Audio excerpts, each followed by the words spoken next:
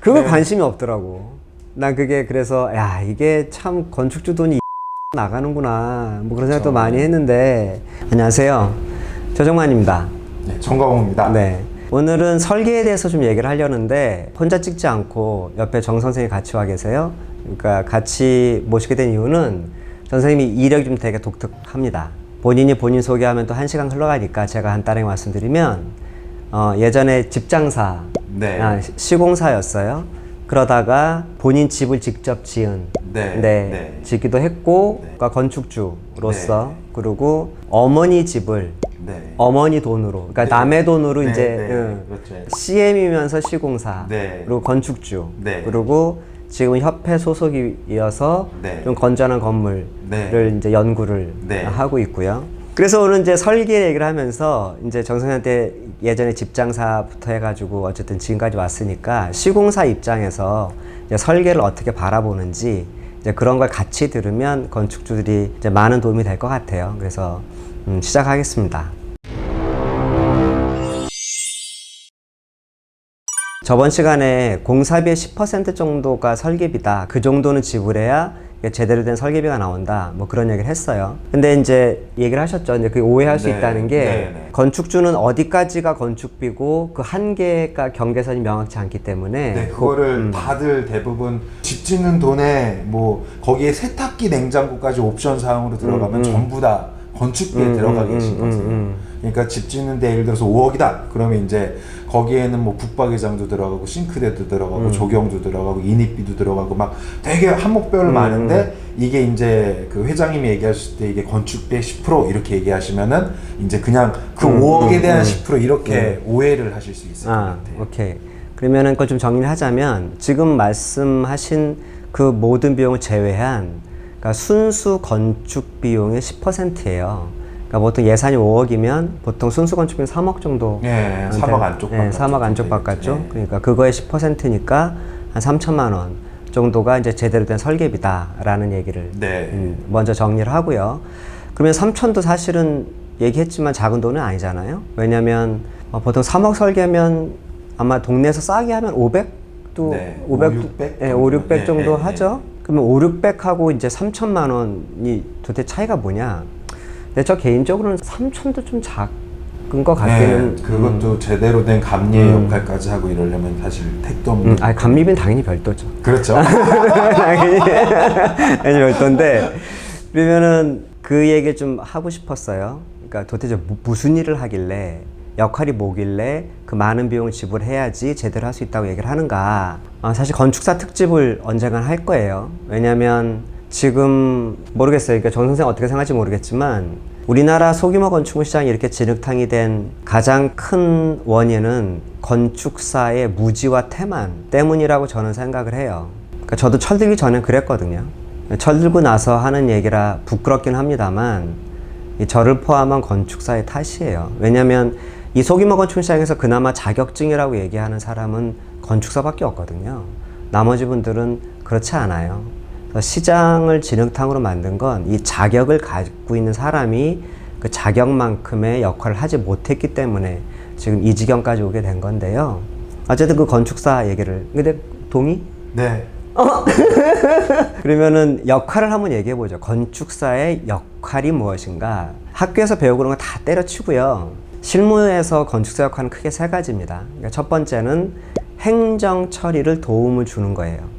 그러니까 허가나 신고 절차를 할 때 무슨 서류를 어떻게 꾸며야 할지 건축주들이 모르잖아요. 그래서 그 행정 처리를 위한 서류 작성, 그리고 그것을 하기 위한 어떤 최소한의 도면, 네, 우리가 보통 허가 도면이라 허가 도면, 얘기하는 그러니까 평면, 인면, 단면, 네. 배치. 그러니까 왜 그게 허가 도면이냐면 그러니까 딱 건축법에서 따지는 거가 제대로 됐는지를 확인하는 도면의 수준.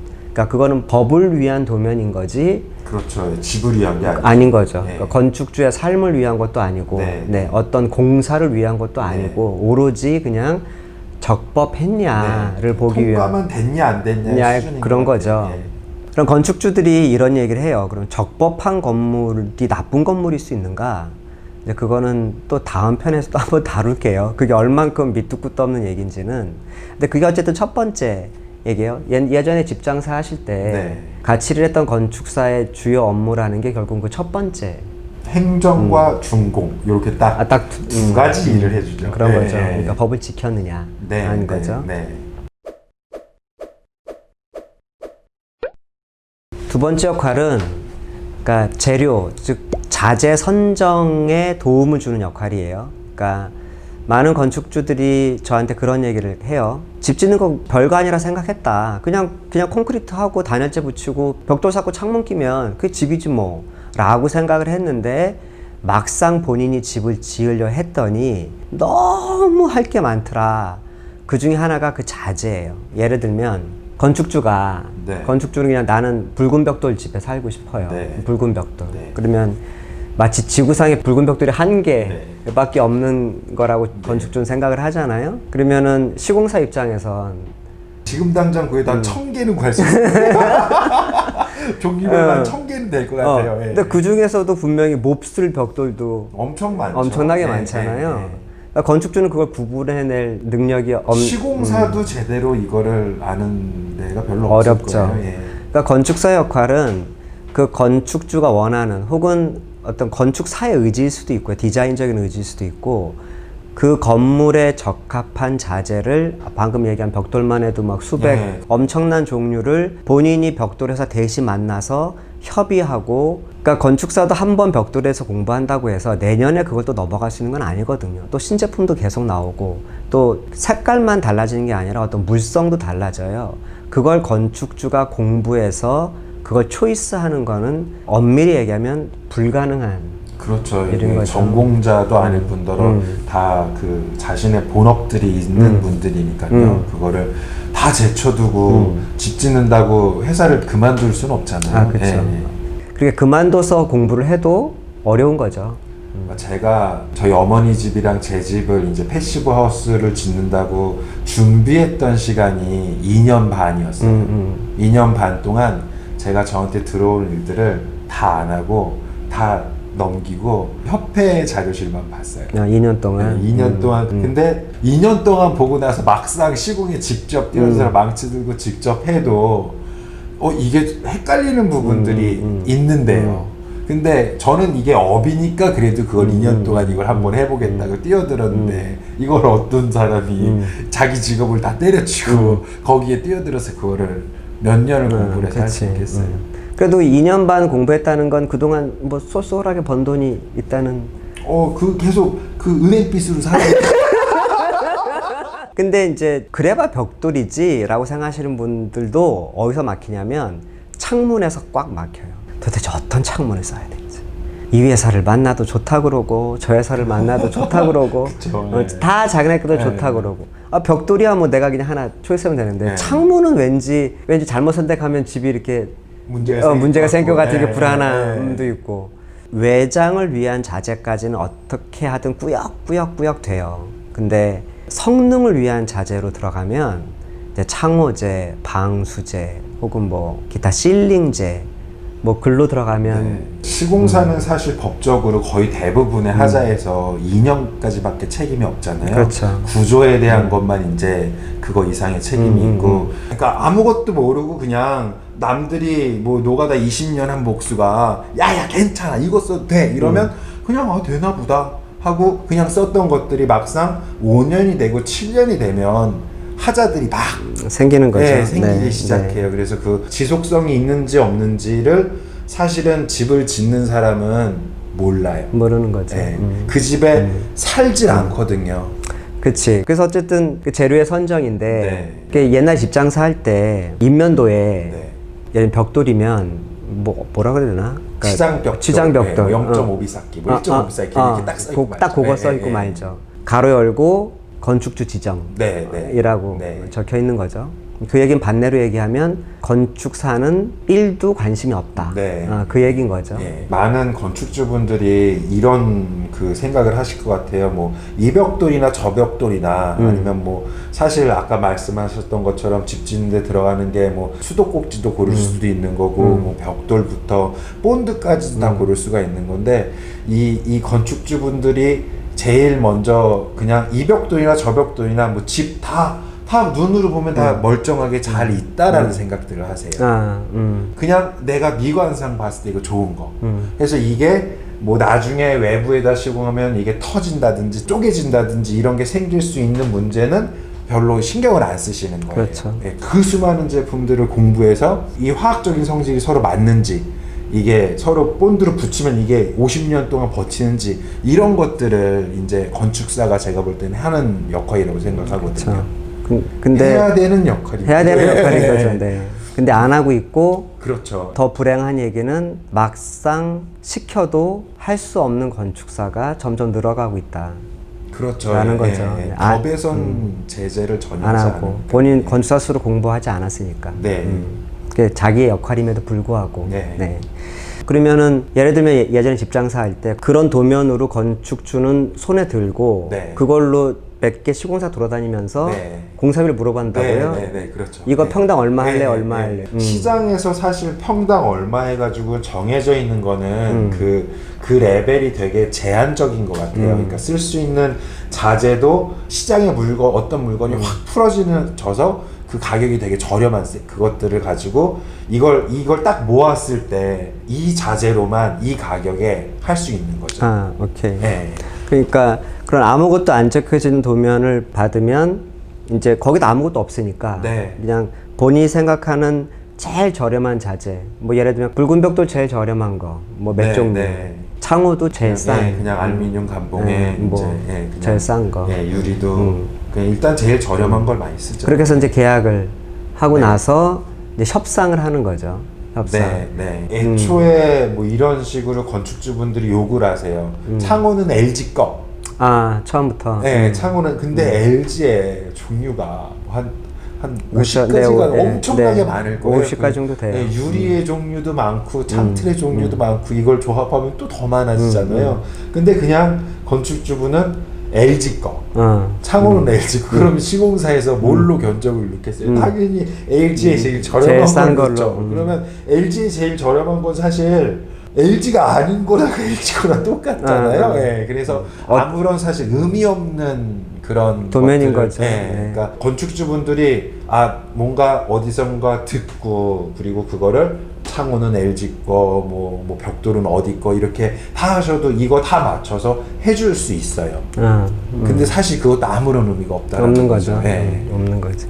그러면 이제 그런 아무 정보도 없는 도면이고 실물도 없다면 그건 정말 밑도 끝도 그렇죠. 없는 거잖아요. 그러면 그렇게 해서 도면 들고 돌아다니면서 평당 얼마 해줄 수 있어요? 라고 물어봐서 제일 싼 데를 선택하는 순간 인생이 꼬일 수밖에 없는 거죠. 제가 예전에 이런 적이 있었어요. 저희 어머니 친구분이 맨 처음에 저한테 이제 견적을 해달라고 해서 제가 그때 한 5억 6천인가 8천인가 견적을 냈던 것 같아요. 근데 어디서 4억대 후반에 집을 져준대요. 그래서 똑같은 도면인데. 네, 똑같은. 그러니까 물론 그 도면에 마찬가지로 아무것도 적혀있지 않아요. 그러면 뭐 저는 그냥 기존에 했던 이 실물을 갖고 있는 이 집 그대로 이거 그대로 해서 이 평수면은 이 정도의 견적을 해서 드렸었어요. 근데 이제 가격 차이가 1억 가까이 나니까 저 그거에서 1억이 안 남는데 그 당연히 다른 데다 맡겨야죠. 그래서 다른 데다 맡기셨어요. 1억 더 싼 데다. 네, 1억 가까이 싼 데다 하셨는데 그리고 한 1년 정도 있다가 서류를 이만큼 저한테 어머니한테 부탁을 해 주시면서 이거를 좀 봐달라고 했는데 이제 법정으로 간 거예요. 그게 설계 변경건으로 해서 그 4억 몇 천이었던 금액에 막 포개져서 8억이 됐어요.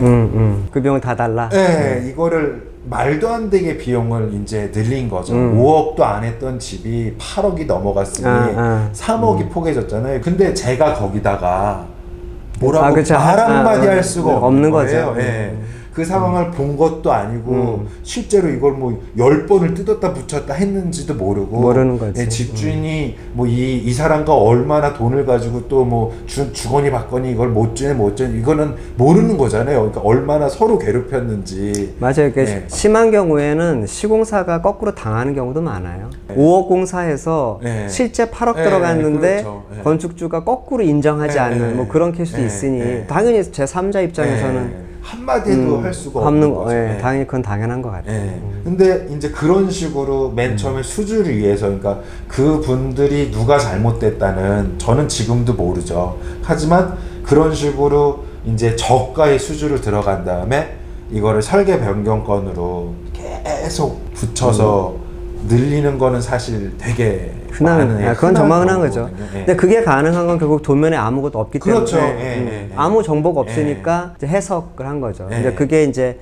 저번 편에 얘기한 그 좋은 마인드로 없는 부분을 채워야 한다. 네, 뭐 네. 그런 뜻. 그렇죠. 근데 예. 그게 정말 누가 좋은 마인드의 시공사인지는 알 수가 없죠. 없는 예. 거죠. 또 지금까지 수백 건을 잘해 왔더라도 그게 내 집까지 잘해줄 확률도 그렇죠. 모르는 거죠. 그러니까. 그러니까 그래서 다 적어야 된다는 거예요. 그러니까 건축주분들이 건축사가 이게 평면의 어떤 안방 크기 뭐 그리고 집의 모양 스케치업으로 이렇게 막 멋있게 돌리고 모형도 만들고 하는 게 건축사라고 생각하는데요. 그거는 그 건축사 해야 할 일의 정말 부분이고요.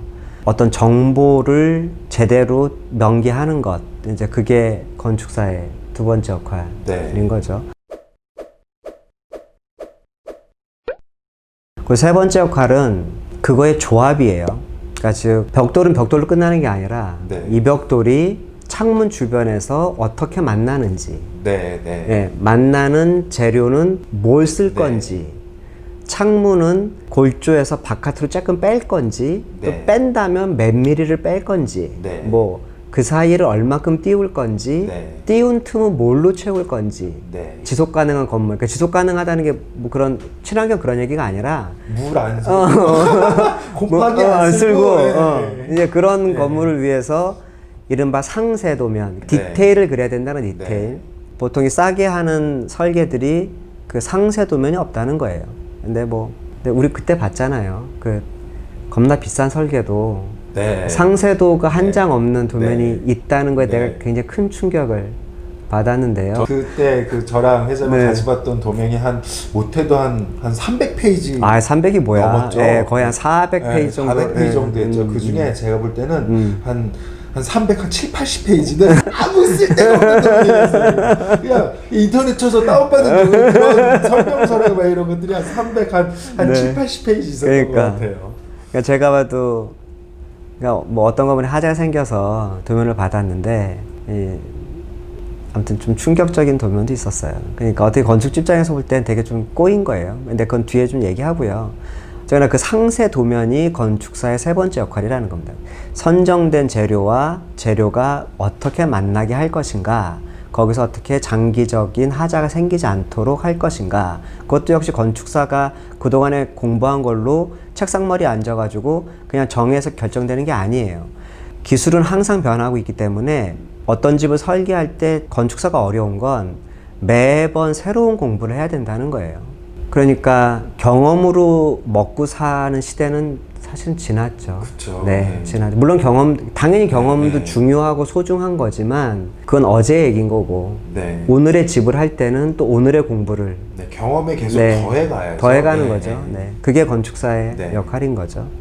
그래서 한번 계약하려는 건축사한테 물어보세요. 재료 선정할 때 다 도와주느냐, 상세도면을 그리느냐, 그리고 그 상세도의 모든 재료 표기를 다 해주느냐, 꼭 물어보고 계약을 하시라는 거예요.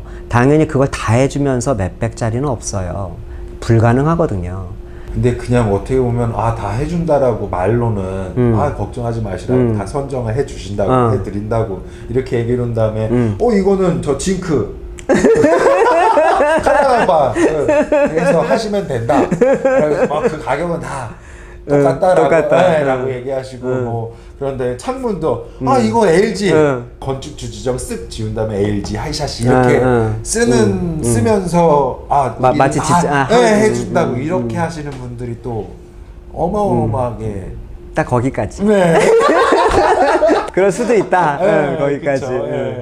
오케이. 그러면 근데 건축자가 그런 생각도 할 수 있을 것 같아. 아니 어떻게 접합하고 하는 거 이거 시공사 역할이지 그 건축사가 해? 뭐 그렇게 오해를 할 수도 있을 것 같아요. 아니요. 시공사는 만약에 대기업이나 이런 데 계셨던 분들은 그냥 FM 도면대로 뭐든지 전부 다 도면대로 가는 이게 잘못돼도 무조건 도면대로 그래야지 사실 면피를 할 수 있잖아요. 나쁘게 얘기하면 면피지만 좋게 얘기하면 속이지 않는다는 거죠. 그렇죠. 그냥 도면대로, 도면대로만 그냥 한다는 정직하게 뭐 빼먹지도 않고 그냥 그렇죠. 그대로. 그래서 건축사 역할인 거예요. 그러니까 재료의 선정과 재료가 어떻게 만나는가. 왜냐면 건축사는 교육받은 사람들이기 때문에. 아니 뭐 이런 얘기하면 또 시공하시는 분들이 기분 나빠할 수도 있겠다. 그러니까 아니 시공은 그리고요. 보통 현장에 6시 반에 나가요. 그리고 택지개발지구 같은 데 가면 토요일도 안 쉬고 일요일도 안 쉬어요. 그리고 현장에 있다가 집에 가면 8, 9시에 언제 공부를 해? 공부를 할 수가 없어요. 맞아요. 어떻게 보면 시공하시는 분들은 그러니까 어떻게 보면 정말 시간이 제가 봐도 없어요. 그쵸. 나 하루 종일 나가서 거기 서 있다가 오면 그냥 아무것도 안 하고 서 있어도 피곤하고 여름에 덥고 그렇지. 겨울에 춥고 해서 그냥 땡볕에. 들어오면은 그냥 잠잘 시간밖에 없는 것 거죠. 같아요.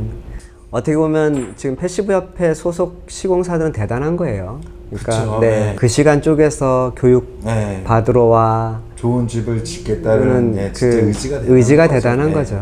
그러니까 어떻게 보면 협회가 교육받은 자만 회원이다라는 그 조건이 어떻게 보면 정말 까다로운 조건인 거죠. 일주일 동안 그 돈벌이를 사실 다 제껴두고 포기하고 그리고 돈을 내고 여기 와서 교육을 받고 한다라는 거는 정말 좋은 집에 대한 의지가 없으면 안 된 거죠. 뭐 의지도 의지지만 협회 컨텐츠가 워낙 그래.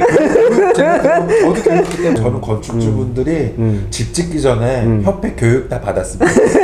협회 교육을 받으면 적어도 선정은 할 수 있거든요. 이 사람이 제대로 된 건축사다 아니다. 정리하자면 그러니까 5억 집에 건축비가 한 3억, 그러니까 순수 건축비가 그거의 10%면 한 3천. 그걸 설계비로 지불해야 된다. 근데 예를 들면 동네에서는 500이에요. 그러면 차액이 2,500만 원이잖아요. 그러니까 건축주가 그 2,500만 원 혹은 그보다 훨씬 큰 돈 값어치만큼 공부를 해야 그 3천만 원. 근데 아무리 공부해도 못하는 거죠. 한계가 있는 거죠. 불가능한 거잖아요. 불행한 건 협회 찾아오신 분들이 너무 늦어서 찾아와요. 설계 다 끝내놓고 시공사 선정 전에라도 오면 정말 다행.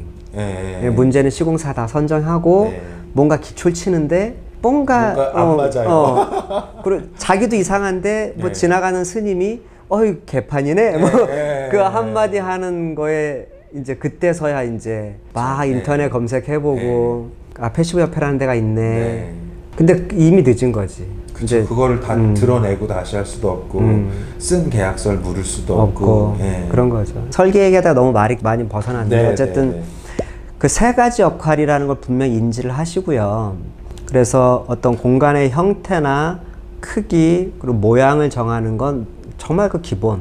그리고 그걸 어떤 적법하게 행정 처리해 주는 것까지 포함해서 첫 번째 일이고요. 두 번째는 건축주 예산 안에 적합한 그리고 하자가 없도록 하는 재료의 선정, 그 모든 재료의 종류가 명확히 명기가 된 도면을 그려야 되는 거고, 그리고 그 재료들이 어떻게 만나는지에 대한 상세 도면.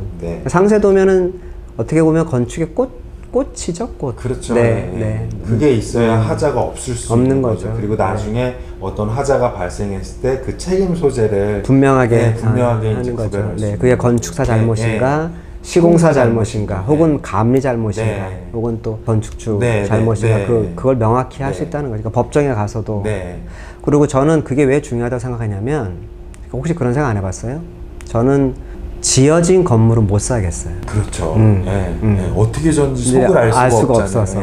근데 도면 기반의 시장이 되면, 그리고 그 도면대로 지어졌다는 어떤 믿음만 있다면, 도면만 보면 되잖아요. 그렇죠. 그래서 상세 도면 보고, 그걸 모른다면 전문가한테 의뢰해서 그러니까 유럽처럼 집을 하나 구매할 때 그 집의 도면을 전문가한테 줘서 이 집의 퀄리티가 어떠냐. 그게 겉모양이 아니라 속의 퀄리티를 이제 보는 거죠. 그게 설계 제대로 하고 도면대로 시공하고 설사 시공 중에 바뀌었다 하더라도 그게 다시 반영돼서 어떤 도면으로 증거가 남고 그러면은 지어진 건물을 믿고 살 수 있는 거죠. 아, 이건 이대로 했구나.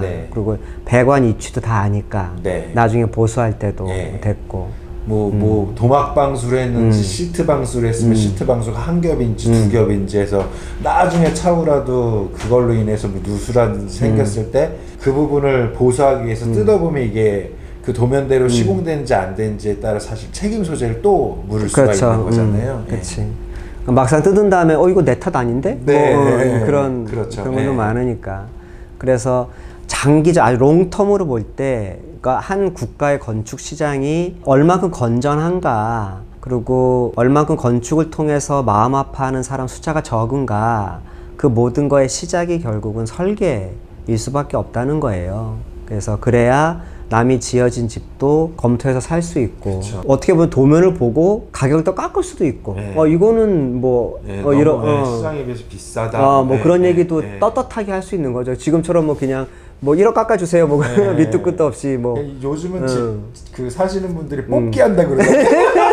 그냥 집 괜찮아 보이나 하고 사서 이게 하자 많고 그러면 이거는 그냥 운 나쁘고 뽑기 잘못한 거고 그렇죠. 이제 집이 생각보다 뽑기 잘하셨다고. 그렇지. 이런 식으로밖에는 안 돼 있는 것 같아요. 그러니까 그런 점을 고려했을 때 순수 건축 공사비의 10%란 비용은 굉장히 싼 거예요.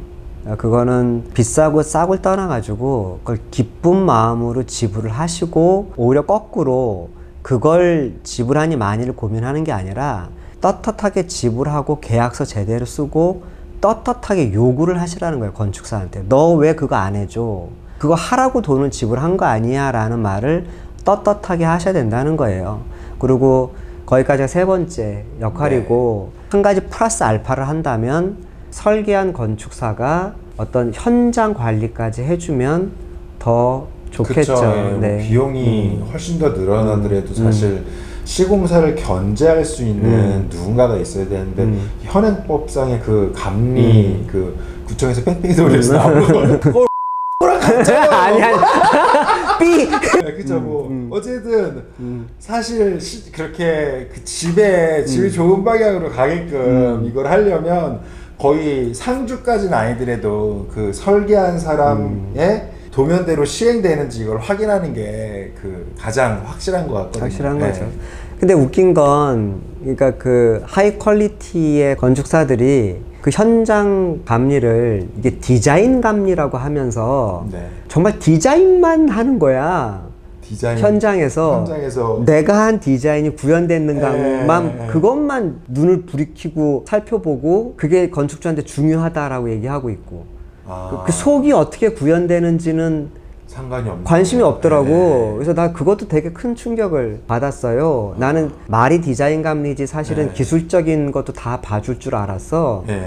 막상 설계했는데 착공하니까 그 재료가 생산 중단된 것도 많고, 그럼 시공사는 뭔가 대안을 제시를 하는데 건축주는 그 말을 그냥 믿을 수는 없고, 뭔가 건축사한테 뭔가 해달라 하는데 이 찾아온 건축사는 무슨 색깔이 같냐, 뭐 그것만 보지 이게 뭐 이게 여기 나는 건지 안 되는 건지, 이게 여기 바닥에 뭐 밟아도 되는 건지 아닌지 그거 관심이 없더라고.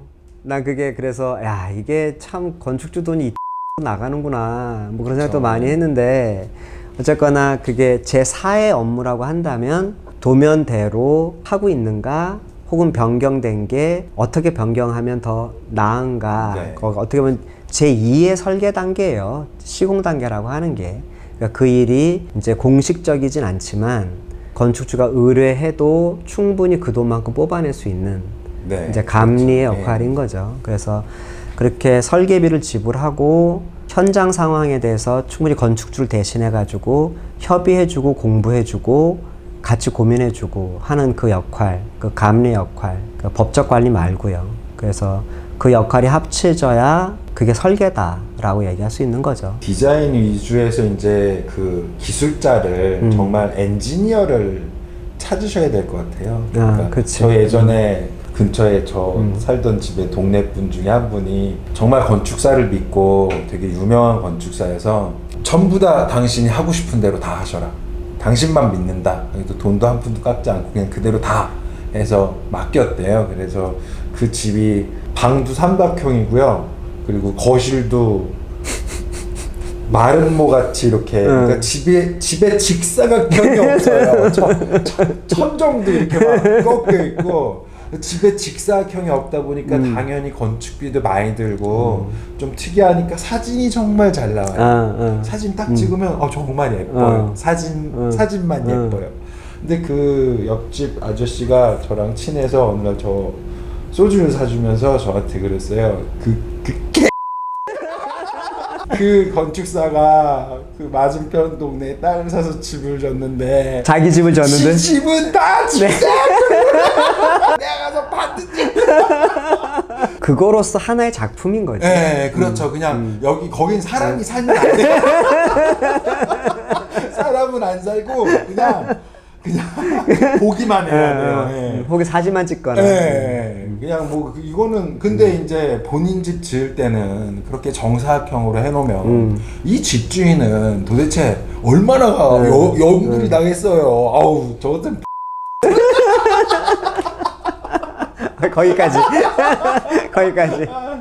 그래서 오늘 얘기의 결론은 그거예요. 그러니까 그 뭐 벽돌이 뭐가 좋니, 징크가 뭐가 좋니, 뭐 그거 공부하실 시간에 뭐가 제대로 된 건축사인가, 즉 내가 누구한테 설계를 맡겨야 되는가, 그 공부를 하시는 게 현실적이라는 거예요. 네. 그래서 결국 사람을 찾는 게 건축주의 역할인 거고, 필드에 선수는 많으나 쓸만한 사람은 모르겠다. 그러니까 그걸 알도록 노력을 해야 되는 거죠. 정 선생이 권장하는 방법은 제가 볼 때는 이거를 수박 겉핥기식으로도 저는 2년 반 동안 이제 협회 그 기술 자료며 질의응답 같은 거를 봤었거든요. 근데 이거를 설사 그런 장시간의 기간이 아니고 그냥 뭐 보름이라도 그냥 시간 틈틈이에서 그 기술 자료에 어떤 단열재를 어떻게 써야 되고 그 이유는 이러이러하다라고 굉장히 자세히 일반인들을 위해서 설명이 돼 있잖아요. 그래서 그것만 진짜 한 뭐 보름 가까이만 보셔도 이 건축사가 잘하는 사람인지 아닌지는 알 수 있다는 거죠. 구별이 될 것 같아요. 그걸 읽은 다음에 1시간 정도 상담해서 툭툭 질문을 던지면 그 건축사가 뭐 이렇게 껴우뚱하면 이제 아닌 거지. 그러면 이제 그 재료의 특성이나 이런 걸 공부를 하지 않는 분이라는 거죠. 그러니까 좀 더 좋게 얘기하면 과거에는 했을지 모르지만 지금의 기술, 그렇죠. 지금 시장에 그거는 적합하지 않은 거죠. 그러니까 공부를 안 하고 있는 건축사라는 게 되는 거죠. 그래서 그러니까 어쨌든 이런 요령이 집장사까지 해본 분 입장에서는, 그러니까 저는 사실 막막했거든요. 그럼 좋은 건축사를 어떻게 선택할 거야? 뭐 개인적으로 좀 고민을 많이 했는데 어쨌든 이런 방법을 제시를 하고, 뭐 생각해보면은 뭐 제가 꼭 협회 사람이라서 그런 건 아니고, 아니요, 그거 어차피 뭐 돈 주고 가입하는 것도 아니고 그냥 맞아요. 공짜로 들어가서 본 다음에 그거 보고 저도 그거 보고 공짜로 보고 직접 그래서 제대로 건축사를 선택을 하시고요. 어찌 객관적인 거는 어찌 공짜로 다 열려져 있어요. 오픈된 글이니까요.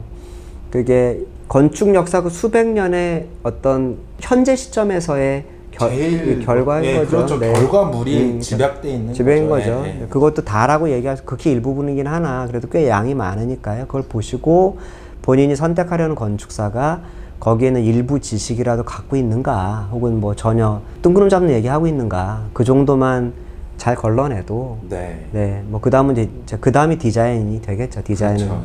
그래서 오늘은 주리주리 둘이 얘기를 나눴는데요. 어쨌거나 도움이 되시겠죠? 집을 지으시려는 의지를 갖고 계신 분들 중에 이제 건축사를 선택하시기 전에 뭐 협회의 게시판을 보고 뭐 열흘이든 뭐든 이걸 쭉 한번 보시고 막상 건축사랑 미팅을 해보시면 이제 그러면 바로 정말 그분한테는 이 동영상이 주옥 같은 동영상이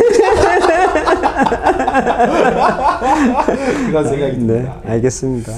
저는 설계 얘기를 했고요. 다음엔 시장에 이제 설계와 시공을 같이 하는 곳, 혹은 1년에 100채, 200채 짓는 대형 시공사, 뭐 그런 얘기를 좀 할 텐데, 그러니까 저는 설계를 하는 사람이라 그것도 역시 정 선생하고 같이 다음 편을 찍도록 하겠습니다. 이제 도움이 되셨으면 좋겠습니다. 장시간 고맙습니다.